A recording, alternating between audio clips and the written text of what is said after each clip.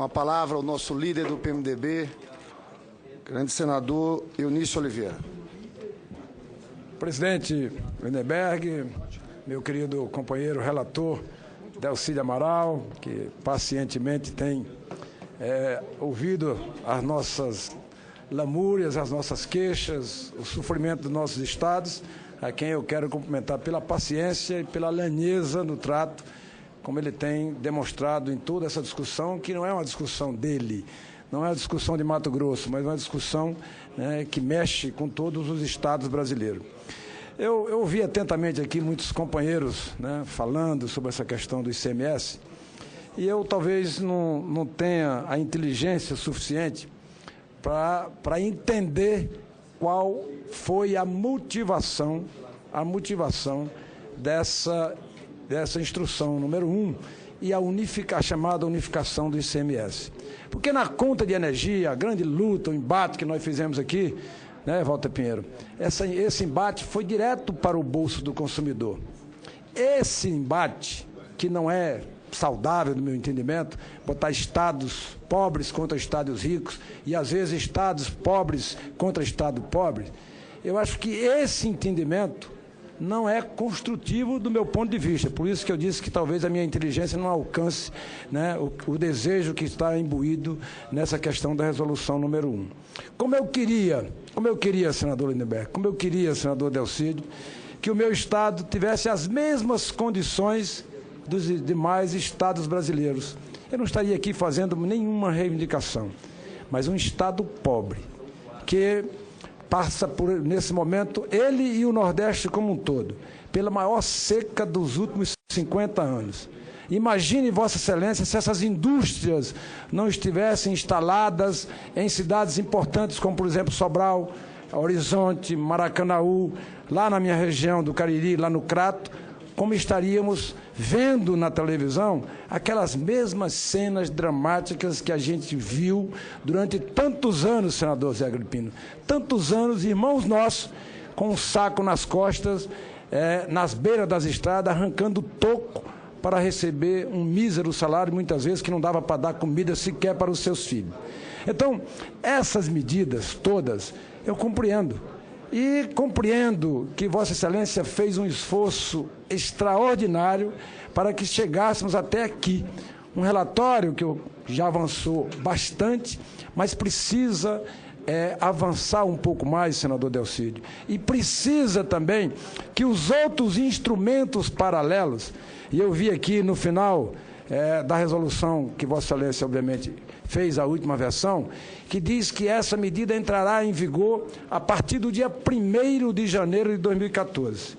Ora, se nós dependemos de outras medidas que convalidem, pelo menos, os incentivos já dados aos estados mais pobres do Brasil, porque não adianta, é só fazer, com todo respeito aos demais senadores, e não quero aqui polemizar com nenhum estado, mas não dá para comparar a infraestrutura, o mercado de um estado rico e grande do Brasil, como, por exemplo, São Paulo, nada contra São Paulo. Eu tenho uma neta, inclusive, que é paulistana. Então, nada contra São Paulo, absolutamente nada. Mas não dá para comparar os desiguais, não dá para comparar a infraestrutura de uma indústria. Eu venho da origem empresarial. Como é que eu ia instalar uma indústria no Acre, no Piauí, no Maranhão, no Ceará, na Paraíba, se eu tivesse as mesmas condições de instalar essa indústria em São Paulo?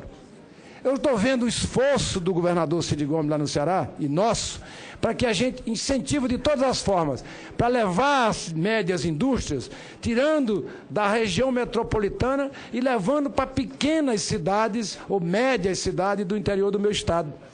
É tão difícil, senador Delcídio, que essas empresas queiram se instalar mesmo no mesmo estado, com os mesmos incentivos, mas um pouco distante, 300, 400, 200 quilômetros da capital do estado. Então, você imagine se isso acontece dentro do próprio estado. Imagine, Vossa Excelência, quando nós igualarmos os desiguais.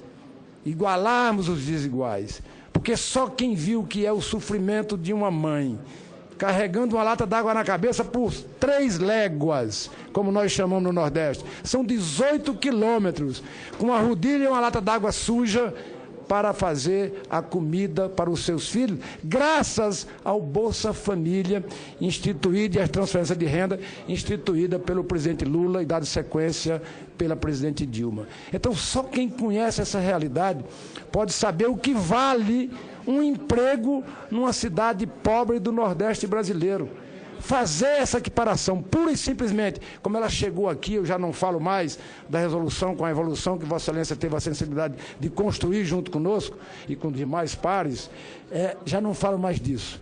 Mas a que chegou aqui, senador Delcídio, era uma verdadeira catástrofe. Portanto, eu estou apresentando 2 emendas e peço a compreensão de Vossa Excelência. Vossa Excelência, procurei ter entendimentos nessas últimas horas com a área econômica, conversei com Vossa Excelência, conversei com o senador Lindenberg, a quem eu agradeço pela extensão dessa discussão, passando inclusive para amanhã, em atendimento até uma solicitação da liderança do meu partido, do líder do meu partido, que sou eu por acaso, nessa ponderação, para que a gente não votasse enquanto o senador Delcídio não analisar, concluo, senhor presidente, não analisasse essas emendas que estão sendo apresentadas. Então, essa resolução não pode entrar, senador Delcídio, em vigor a partir do dia 1º de janeiro de 2014, como está no final, porque nós não sabemos se teremos, né, o projeto de lei complementar apresentado, o fundo constituído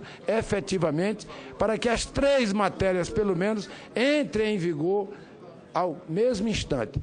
Se essa resolução for aprovada apenas como resolução para o plenário, ela não terá, né, ela terá grandes problemas em relação aos demais itens. Além do mais, tem uma outra proposta que estou apresentando, outra emenda, que não dá para a convalidação, por exemplo, quando se trata do chamado CONFAS, ser a unanimidade. O Congresso Nacional faz por 3/5. Por quê que o CONFAS tem que ser unanimidade? Basta um Estado rico do Brasil dizer que não concorda. Basta um, que não terá convalidação. Então, o apelo que eu faço a Vossa Excelência é para que Vossa Excelência analise as 3 emendas que apresentei, a emenda de número, pelo menos a de 25, a número 25 e a 26, que diz no seu final o mesmo texto de Vossa Excelência, só que no final diz que as prestações interestaduais relativas ao ICMS e o Fundo de Desenvolvimento Regional, bem como seja tudo entre todos em vigor após a aprovação e entrada em vigor da lei que disponha sobre a convalidação e manutenção dos benefícios fiscais já em andamento ou já autorizados pelos Estados brasileiros. E, senhor presidente, senhor relator, meu querido relator, é esse o apelo que eu faço, né, a Vossa Excelência, para que incorpore ao seu relatório essas emendas que estão sendo apresentadas por nós, porque ela, pelo menos, minora e dá uma luz para o meu querido estado do Ceará, que é um estado pobre e que precisa muito da compreensão de Vossa Excelência como relator.